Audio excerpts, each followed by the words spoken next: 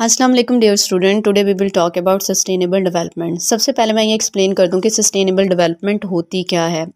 Sustainable development is the development that meets the needs of the present without compromising the ability of the future generation to meet their own need is called sustainable development।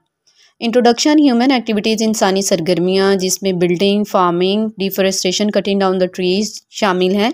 Are causing environmental problem, ये वजह बन रही हैं माहौलियाती आलूदगी की। Like soil halogen, जैसे कि ज़मीन का कटना पटना, deforestation, cutting down the trees, दरख्तों को काटना, एंड पोल्यूशन और आलूदगी। The growing world population and unchecked activities disturb nature's balance. बढ़ती हुई आबादी एंड अनचेक्ड एक्टिविटीज़ और अनएग्जामिन्ड एक्टिविटीज़, वो एक्टिविटीज़ जो कि हमारे एनवायरनमेंट के लिए हार्मफुल हैं, डिस्टर्ब नेचर्स बैलेंस, वो डिस्टर्ब कर रहे हैं। डिस्टर्ब मीन्स डिस्टर्ब कर रहे हैं हमारे नेचर के बैलेंस को। Sustainable development is crucial. Sustainable development जो है वो बहुत ज़्यादा ज़रूरी है। बैलेंसिंग करंट नीड्स, जो कि बैलेंस करती है हमारी मौजूदा ज़रूरियात को विद फ्यूचर जनरेशन नीड्स, और आने वाली नस्ल की ज़रूरियात को। Balancing progress with environmental protection is essential। Balancing progress with environmental protection, balancing progress और हमारे इन्वायरमेंट की जो प्रोटेक्शन है वो बहुत ज़्यादा ज़रूरी है। And involving people and organization in decision making is crucial, और इसमें बहुत बड़ा हाथ है, एक अहम हिस्सा है हमारे लोगों और ऑर्गेनाइजेशन को इन्वॉल्व करना। Regular environmental impact assessment and collaboration between the organization and communities are essential for the harmonious existence of people and nature। Organization, different organizations का और कम्युनिटीज़ का मिलकर काम करना हमारे लोगों के और नेचर के मुतवाज़न वजूद के लिए बहुत ज़्यादा ज़रूरी है। इनका ताउन बहुत ज़रूरी है। To address the alarming threats of environmental pollution, हमारे माहौल को जो आलूदगी की वजह से ख़तरा है रिजल्टिंग फ्रॉम अनप्लान्ड अर्बनाइजेशन, और उसकी वजह क्या है? अनप्लान्ड, जो हम प्लान नहीं करते, दरख्तों को काट के अर्बनाइजेशन उनको शहरों में तब्दील कर रहे हैं। Consider the following suggestions to safeguard our precious natural resources. नीचे कुछ जो हैं वो तजावीज़ बयान की गई हैं जो कि हमारे प्रीशियस कीमती जो कुदरती ज़राए हैं उनको महफूज करने के लिए बहुत ज़्यादा ज़रूरी हैं। Point number 1 is enforce existing legislation. Strengthen the enforcement of the current laws related to the natural resource management। यानी कि natural resources को यूज़ करने के अकॉर्डिंग जितने भी laws बने हुए हैं उनको स्ट्रेंथन किया जाए, उनको मज़ीद मजबूत बनाया जाए। Rigorous implementation will serve as a deterrent. Deterrent means check करना, चेक एंड बैलेंस रखना, एंड इंश्योर्स अकाउंटेबिलिटी। अगर कोई इन रिसोर्सेज का गलत इस्तेमाल करता है तो उस पर चेक एंड बैलेंस रखा जाए और वो क्वेश्चनेबल हो, अकाउंटेबल हो। Point number 2 is support NGOs for the public mobilization. Foster partnership with the non-governmental organization to engage the public actively। non-governmental जितनी भी organization हैं उनके साथ लोगों को actively engage रखना चाहिए। These organization can play a pivotal means important। ये जितनी भी organization हैं वो एक important role play कर सकती हैं in gathering support के लिए, रेजिंग अवेयरनेस, लोगों में अवेयरनेस पैदा करने के लिए, and ensuring consequences for those, और उन नताइज को यकीनी बनाएंगी उन लोगों के लिए हु फ्लोट मीन्स डिसोबे, जो कि डिसोबे करते हैं resource conservation regulation. In natural resources को कंजर्व करने के जितने भी रूल्स एंड रेगुलेशन हैं, अगर कोई उनको वायलेट करता है, डिसोबे करता है, तो वो नताइज का खुद जिम्मेदार है। Point number 3 is ban wasteful consumption. जितनी भी वेस्टफुल कंजप्शन है नेचुरल रिसोर्सेज की उनको बैन कर देना चाहिए। Take a decisive stand against the wasteful consumption of natural resources.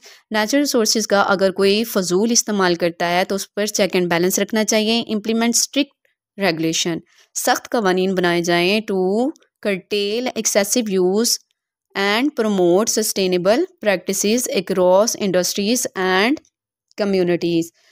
कि जितना भी एक्सेसिव यूज़ है इन नेचुरल रिसोर्सेज का उनको बैन कर दिया जाए एंड प्रमोट किया जाए सस्टेनेबल प्रैक्टिसेस को, ताकि हमारी इंडस्ट्रीज़ और कम्युनिटीज़ जो हैं वो उसमें अपना रोल प्ले कर सकें। Point number 4 is conventional restoration method. Restoration means renewal, दोबारा से किसी चीज़ को न्यू बनाना।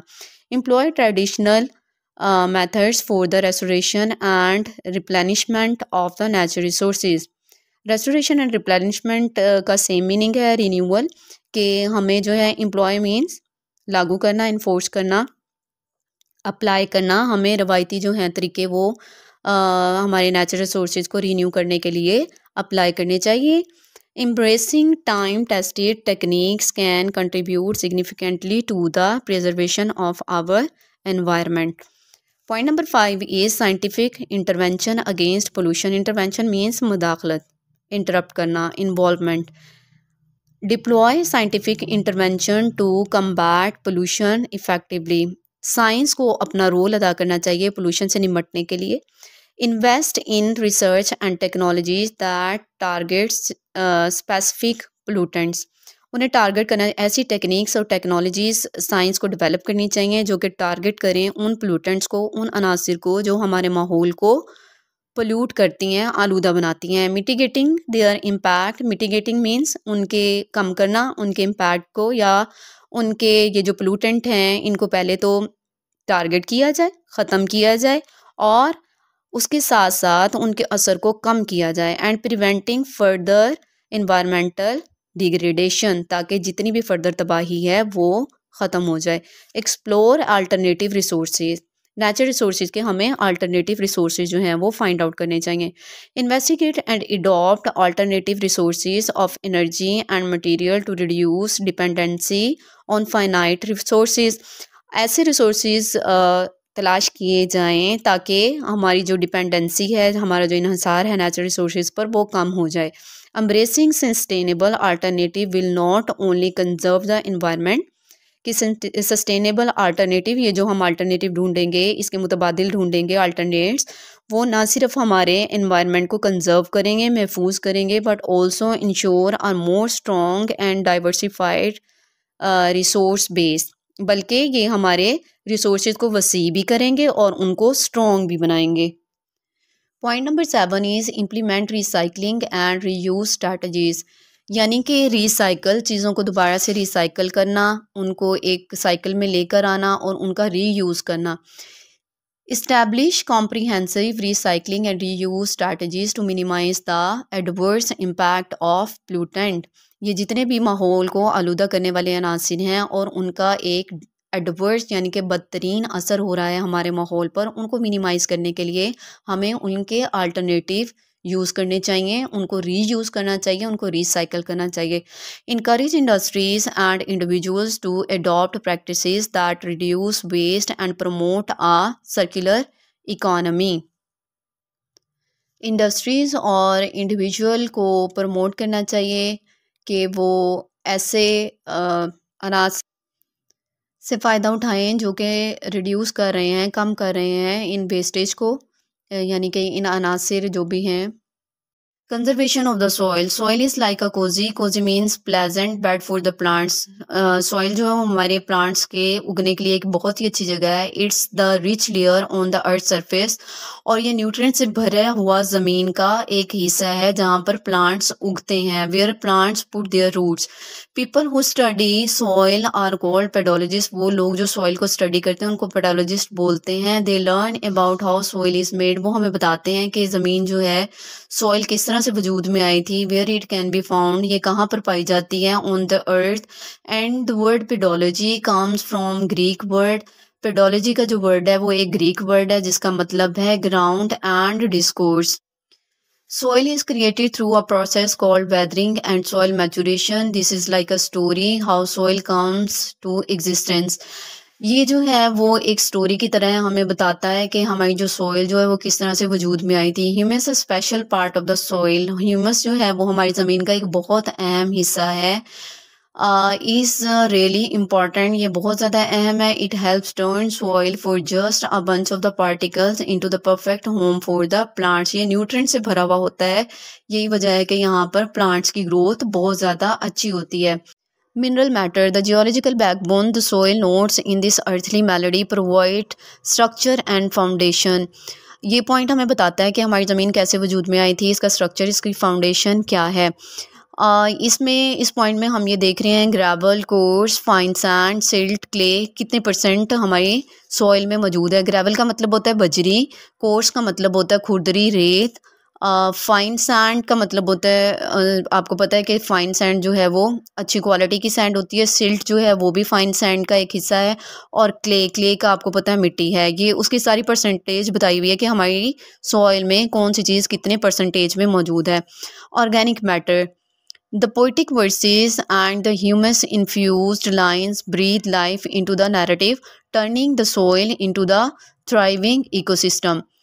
ये ऑर्गेनिक मैटर समझ लें कि ये एक डार्क ऑर्गेनिक मटेरियल है that forms in the soil when the plant and animal matter decay, कि हमारी ज़मीन के नीचे जब प्लांट्स और एनिमल डिके करते हैं तो ये ऑर्गेनिक मैटर बन जाता है, जो कि हमारी ज़मीन का एक बहुत ही इम्पॉर्टेंट पार्ट है। ये हमारी ज़मीन को ज़रखेज़ बनाता है। Soil water, the liquid pulse the regular beat that sustains life flowing through the underground tresses of the earth, हमारी ज़मीन के अंडरग्राउंड जो ट्रेसेस हैं उनमें वाटर फ्लो करता है और ये हमारी ज़मीन का बहुत ही अहम हिस्सा है। लाइफ हमारी ज़मीन पर अनसर्टन है, अनप्रिडिक्टेबल है। विदाउट वाटर के बगैर हमारी ज़िंदगी का ज़मीन पर कोई वजूद नहीं है। Soil air, the invisible pace, the breath of the soil is an essential component of the vitality of the global ballot. Soil air हमारी ज़मीन के अंदर हवा मौजूद होती है जो कि इसकी ज़रखेज़ी के लिए बहुत ज़्यादा इंपॉर्टेंट होती है। Soil organism, the salient performers, the countless actors in the underground theatre, each playing a crucial role in the grand spectacle of the soil life. हमारी ज़मीन के अंदर छोटे छोटे ऑर्गेनिज्म मौजूद हैं जो कि हमारी ज़मीन को ज़रखेज़ बना रहे हैं और ये एक बहुत इम्पॉर्टेंट पार्ट है हमारी ज़मीन का। टाइप्स ऑफ द सॉइल, यहाँ पर हम 3 तरह की सॉइल का जिक्र करेंगे, Sandy soil, clay soil and Lumi soil. Our first one is Sandy soil, they contain less than 10% clay and silt. Silt का मतलब है फाइन सैंड, यानी कि यहाँ पर 10% से भी कम क्ले और सिल्ट होता है। ड्यू टू सैंड की वजह से they have little water holding capacity, यहाँ पर पानी को होल्ड करने की सॉइल की कैपेसिटी कम होती है। And they are unfit for the plant growth, यही वजह है कि ये प्लांट ग्रोथ के लिए अनफिट है, उसके लिए फिट नहीं है।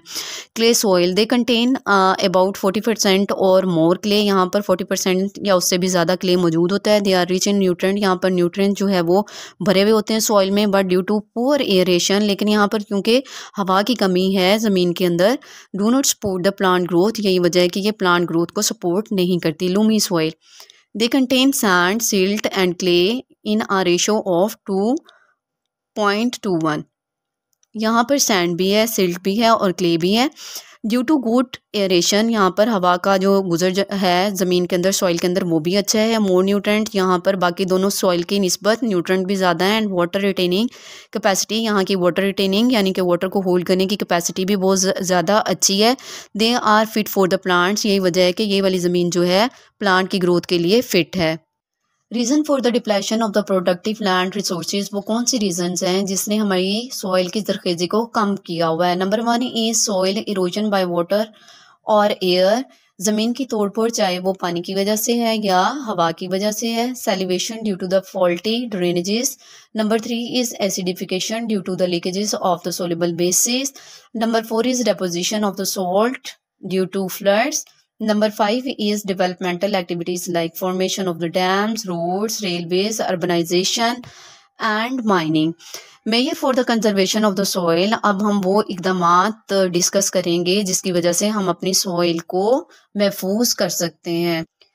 Taking care of the soil is important, ज़मीन का ख्याल रखना बहुत ही ज़्यादा इम्पॉर्टेंट है। To make sure it doesn't get damaged, और हमें इस बात को यकीनी बनाना चाहिए कि ये डैमेज नहीं हो रही और यूज्ड अप टू क्विकली, और हम इसका ज़्यादा जल्दी इस्तेमाल नहीं कर रहे हैं। There are different ways to do this, और ये इकदामात उठाने के लिए हम मंदरजा झेल जो हैं वो स्टेप्स फॉलो कर सकते हैं। Number 1 is planting trees quickly, हमें वो वाले ट्रीज उगाने चाहिए जो कि जल्दी बढ़ते हैं। Planting trees that grow fast helps to stop the soil from getting washed away, अगर हम वो वाले प्लांट उगाएंगे जो जल्दी उगते हैं तो ये ज़मीन को वॉश अवे होने से बचाएगी। Planting ploughing in lines, when we plant और प्लो इन लाइन्स, जब हम पौधों को उगाते हैं एक ही लाइन में या हम हल चलाते हैं अक्रॉस अ स्लोप किसी ढलान के ऊपर, it stop water from flowing too fast, तो ये पानी को तेजी से बहने से रोकता है, and taking the soil with it, और वो पानी को जमीन को अपने साथ ले जाने से रोकता है। Covering the ground instead of burning plants and animals, we can let them break down and use them to cover the soil. This help keep the soil healthy. इसका मतलब है कि अगर हम प्लांट्स और एनिमल को जलाने के बजाय अगर हम उन्हें ज़मीन में बरी कर दें तो वो हमारी ज़मीन की फर्टिलिटी को बढ़ा देते हैं। Changing crops regularly. If we change the crops we grow in the field, it help the soil stay good for farming, यानी कि हर दफ़ा हम एक ही जैसी फसलें ना उगाएं, अगर हम उनकी काइंड को चेंज करते रहें तो ये भी हमारी ज़मीन की फर्टिलिटी को बढ़ा देती है। Making step on the hill, sometime we make steps on the hill to slow down water and stop it from carrying away the soil. जैसे कि आप पिक्चर में देख सकते हैं कि यहाँ पर स्टेप बनाए हुए हैं हिल्स के ऊपर ताकि वो पानी के फ्लो को कम करे और वो हमारी ज़मीन को साथ बहा कर ना ले जाए। Building dams. Dams are built to stop pollution and soil from washing away during floods. Dam भी बनाए जाते हैं ताकि हम सॉइल को बहने से रोक सकें। Controlling grazing to stop soil from eroding. Erode का मतलब होता है खराब करना, स्पॉइल करना। अगर हम अपनी ज़मीन को स्पॉइल होने से, ख़राब होने से बचाना चाहते हैं, we need to control how much animal graze in an area. तो हमें ये देखना होगा कि एक एरिया में हमें कितने एनिमल्स को ग्रेज कराना है। Keeping the soil health, we can use things like green manure, manure का मतलब खाद होता है, and bio fertilizers to make sure the soil stays healthy, यानी कि हमें ऐसी खादें यूज करना होंगी जो कि हमारी ज़मीन की फर्टिलिटी को बढ़ा देंगी, और जब फर्टिलिटी बढ़ती है इट मीन्स कि हमारी सॉइल जो है वो हेल्दी होती है। Stopping harmful things, we can prevent soil pollution by not using plastic bags, polythene, and not letting harmful substances get into the soil. हम अगर पॉलीथीन बैग्स, प्लास्टिक की बॉटल्स और इस तरह की बहुत सारी चीज़ें जो कि हमारी ज़मीन के लिए हार्मफुल है, अगर हम उनको ज़मीन में एब्जॉर्ब होने से बचा लेंगे तो इससे भी हमारी ज़मीन की फर्टिलिटी में इजाफा होता है। Our next point is conservation of the water. There is a lot of water on the earth. हमारी ज़मीन पर बहुत ज़्यादा पानी मौजूद है, about 1.4 बिलियन क्यूबिक किलोमीटर, और ये पानी कितना है 1.4 billion cubic kilometre. Most of it, इसमें से ज़्यादातर यानी कि 97% इज़ इन ओशन, 97% पानी ओशंस के अंदर है, and only 3% is fresh water, और इसमें से सिर्फ 3% पानी ऐसा है जो कि फ्रेश है, हमारे इस्तेमाल के काबिल है। Water cover 71% of the earth surface, और 71% जो है वाटर ने हमारी ज़मीन की सरफेस को कवर किया हुआ है।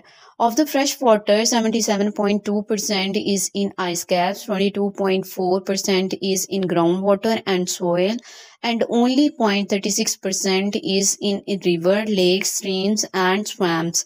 स्वैम्स कहते हैं दलदल को, यानी कि 36% जो पानी है वो हमारे रिवर्स, लेक्स, स्वैम्स और स्ट्रीम्स के अंदर है। More people, industries and farms need more water. जाहिर सी बात है अगर हमारी पॉपुलेशन बढ़ती जाएगी, नंबर ऑफ पीपल इंक्रीज होंगे, इंडस्ट्रीज बढ़ेंगी, तो वाटर यूज भी इंक्रीज हो जाएगा। Each person use 350 to 700 litre of the water every day. हर इंसान डेली 350 से 700 लीटर पानी इस्तेमाल कर रहा है। वाटर पोल्यूटेंट, वो कौन से अनासिर हैं जो कि हमारे पानी को आलूदा बना रहे हैं। Several things are making water situation worse, बहुत सारी ऐसी चीज़ें हैं जो कि हमारे पानी को ख़राब कर रहे हैं, उसको गंदा कर रहे हैं। उसमें नंबर 1 है कटिंग डाउन ट्रीज, यानी कि deforestation. Number 2 wasting water in homes and industries, हम जो पानी ज़ाया कर रहे हैं इंडस्ट्रीज में और घरों में। Number 3 burning fossil fuels, this make rain water acidic and bad for us. Our next point is major for water conservation, वो कौन से इकदाम है जिनको उठाकर हम अपने पानी को कंजर्व कर सकते हैं। Number 1 is treating used water before we put it back into rivers और oceans, we should clean it, कि पानी, जो भी पानी हम इस्तेमाल कर रहे हैं इससे पहले कि वो रिवर्स या ओशंस के अंदर जाए, हमें उसको देखना चाहिए कि वो क्लीन है या ख़राब है। Number 2 is stopping waste, people and industries should not waste water. पानी का जो गैर ज़रूरी इस्तेमाल है उसको रोकना चाहिए। लोग या फिर इंडस्ट्रीज़ जो हैं वो पानी को वेस्ट ना करें। Number 3 point is preventing pollution, so we must not let dirty sewages and industrial waste go into the water. हमें पोल्यूशन को रोकना चाहिए ताकि जो सेवेजेस या डर्टी जो भी मटेरियल है वो इंडस्ट्रीज़ का है या फिर सेवेजेस का है वो पानी को ख़राब ना करे।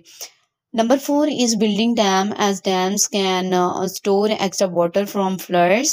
हमें डैम्स बनाने चाहिए ज़्यादा से ज़्यादा, क्योंकि पानी जो है वो हम बारिशों का या सैलाब का या कोई भी पानी जो है वो एक्स्ट्रा हम डैम्स के अंदर स्टोर कर सकते हैं। Number 5 is growing more trees, हमें ज़्यादा से ज़्यादा ट्रीज़ उगाने चाहिए। Number 6 is making tank and ponds, हमें टैंक्स और पॉन्ड्स बनाने चाहिए पानी को सेव करने के लिए।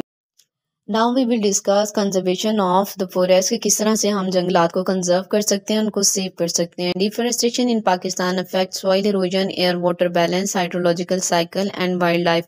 पाकिस्तान में बढ़ती हुई शरह डिफॉरेस्टेशन की वो असरअंदाज हो रही है सॉइल इरोजन पर, एयर वाटर बैलेंस पर, हाइड्रोलॉजिकल यानी कि पानी के साइकिल पर, एंड वाइल्ड लाइफ और हमारी जंगली हयात पर। To conserve forest should cover 33% but only 20% are covered.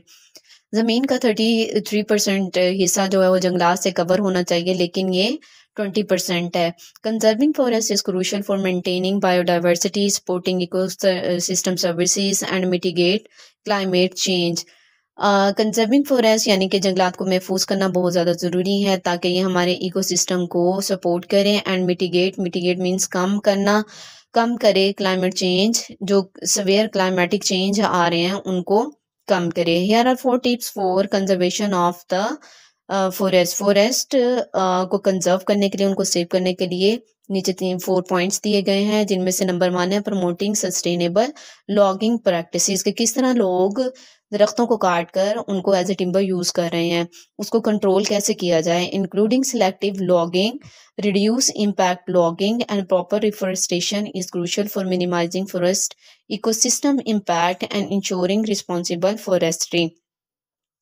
यानी कि अगर हम कटिंग डाउन द ट्रीज, एक सिलेक्टिव जो ट्रीज हैं उनको कट डाउन करना कम कर दें, और रिफॉरेस्टेशन पर अगर हम काम करें यानी कि जंगलात को दोबारा से उगाने पर काम करें, तो इस तरह से हम अपने फॉरेस्ट को कंजर्व कर सकते हैं। Point number 2 is engage local communities in forest conservation effort, हमें इर्द गिर्द के लोगों को फॉरेस्ट कंजर्वेशन में इन्वॉल्व करना चाहिए। Raise awareness about their ecological balance, उनको इस बात की अवेयरनेस देनी चाहिए कि हम अपने माहौल को, एनवायरनमेंट को किस तरह से बैलेंस रख सकते हैं। एंड एजुकेट दैम, और उन्हें एजुकेट करना चाहिए on sustainable resources management, promoting active participation in the conservation initiative, यानी कि उनके अंदर एक अवेयरनेस प्रमोट हमें करनी चाहिए कि किस तरह से वो जंगलात को महफूज करने में, उनको कंजर्व करने के इनिशिएटिव यानी कि इब्तदाई इक़दामात उठा सकते हैं। Point number 3 is protected areas and strong anti-poaching measures are crucial for biodiversity conservation, safeguarding critical habitat and endangered species, and preserving forest ecosystem by combating illegal logging and wild life trade. इस point में हमें ये बताया जा रहा है कि animals को जो किल किया जा रहा है, उनका शिकार किया जा रहा है, वो हमारे माहौल की बायोडाइवर्सिटी को ख़त्म कर रहा है, यानी हमारे माहौल में जो डिफरेंट किस्म के एनिमल्स पाए जाते हैं वो ख़त्म होते जा रहे हैं, और वो अगर हम इसी तरह इनको किल करते रहे तो वो एक दिन दुनिया से ख़त्म हो जाएंगे, एंडेंजर्ड स्पीशीज़ बन जाएंगे, यानी कि वो सफ़ाई हस्ती से मिट जाएंगे। और हमें अपने इकोसिस्टम को कंजर्व करने के लिए कम्बैट करना चाहिए, फ़ाइट करना चाहिए इलीगल लॉगिंग से, यानी कि जो गैर कानूनी तौर पर लोग लकड़ियाँ काट रहे हैं, जंगलात को काट रहे हैं, उस पर चेक एंड बैलेंस रखना चाहिए। Point number 4 is support reforestation program, हमें ऐसे प्रोग्राम्स को प्रमोट करना चाहिए जो कि रिफॉरेस्टेशन के बारे में हमें अवेयरनेस दे रहे हैं। And habitat restoration project to restore deforested areas, improve biodiversity and ensure the survival of the native species, और हमें डिफॉरेस्टेशन को कम करना चाहिए और ऐसा माहौल जो है फॉरेस्ट में वो कायम करना चाहिए जिससे जो नेटिव स्पीशीज़ हैं उनका सर्वाइवल मुमकिन हो सके। Next point is conservation of the wild life, कि किस तरह से हम अपनी वाइल्ड लाइफ को कंजर्व कर सकते हैं, उसको सेव कर सकते हैं। Point number 1 is wild life is vital. Wild life जो है वो बहुत ज़्यादा ज़रूरी है for the biodiversity conservation. Biodiversity means यानी कि डिफरेंट किस्म के जो एनिमल हमारे माहौल में पाए जाते हैं उनको किस तरह से कंजर्व किया जा सकता है। Contributing to the ecosystem health, ये हमारे इकोसिस्टम की हेल्थ के लिए बहुत ज़रूरी है। एंड प्रोसेसेस और इससे मुल्हिका या इससे रेलिवेंट जितने भी प्रोसेसेस हैं उनको बैलेंस में रखने के लिए बायोडाइवर्सिटी को कायम करना, उसको कंजर्व करना, उसको सेव रखना बहुत ज़्यादा ज़रूरी है। Loss of species can disrupt का मतलब होता है डिस्टर्ब करना। इकोलॉजिकल बैलेंस, अगर इनमें से कोई भी स्पीशीज़ जो हैं वो दुनिया से ख़त्म हो जाएंगी तो वो Next point is wildlife is valuable economic resource contributing to the economies through activities like fishing and hunting and sustainable management can provide income for the local communities। Wildlife जो है वो किसी भी मुल्क की मईशत में अहम किरदार अदा करती है और वहाँ पर रहने वाले लोग फिशिंग और हंटिंग के थ्रू पैसा कमा सकते हैं। Wildlife maintain ecological balance by controlling prey population, shaping plant communities and interacting with herbivores, thereby preventing imbalance and promoting stability in ecosystem। Wild life जो है वो किसी भी इकोसिस्टम को स्टेबल रखने में, मुतवाज़न रखने में अहम किरदार अदा करता है और वहाँ पर जो भी इम्बैलेंस है उसको प्रिवेंट करता है। Prevention in diverse environment, wild life conservation span natural habitat and control setting like zoos ensure a diverse and sustainable conservation strategies. Zoos में एनिमल को रख के हम उनको कंजर्व कर सकते हैं। Point number 6 is priority for endanger species. पहले भी हमने ये बात डिस्कस की है कि इंडेंजर स्पीशीज़ वो वाली स्पीशीज़ हैं, वो जानवर हैं जो कि जिनका ख़तरा है कि वो दुनिया से ख़त्म हो जाएंगे, तो हमें उन्हें प्रियोरिटी पे रखना चाहिए। Integrated environmental management is our last point of this heading. The last point of our today's lecture is eco-friendly technology। Eco means nature, nature-friendly technologies कौन कौन सी हैं? Eco-friendly technologies uses industrial byproducts to create useful item, reducing pollutants and promoting biodegradable packaging। Point number 1 is fly ash from the thermal power stations, blast furnace slag from the steel plants and cinder from the cinder होता है जला हुआ कोयला from the thermal power station can be repurposed for the various application। इन तमाम जो बचे हुए मवाद हैं इनको हम दोबारा से यूज़ कर सकते हैं। Number 2 is the innovative use of the waste such as cold washery.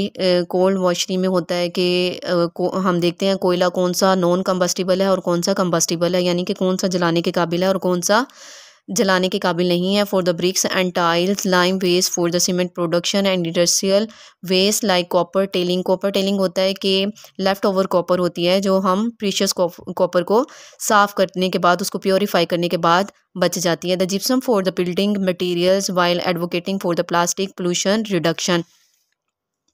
Our last point is the promotion of the sustainable agriculture involves reducing chemical fertilizer and pesticides, promoting biofertilizers and biopesticides, afforestation and the crop rotation to combat soil erosion and environmental conservation। Sustainable agriculture को promote करने के लिए, उसको maintain रखने के लिए chemical fertiliser या pesticides जितने भी हैं उनके यूज़ को कम किया जाए और बायो पेस्टिसाइड्स, एफोरेस्टेशन जंगलात को उगाया जाए and crop rotation to combat soil erosion. और हमें क्रॉप्स जो हैं वो डिफरेंट क्रॉप्स जो हैं वो उगानी चाहिए ताकि हम सॉइल इरोजन को रोक सकें एंड एनवायरमेंटल कंजर्वेशन, और इस तरह से हम अपने एनवायरनमेंट को कंजर्व कर सकते हैं, उसको सेव कर सकते हैं। Thank you.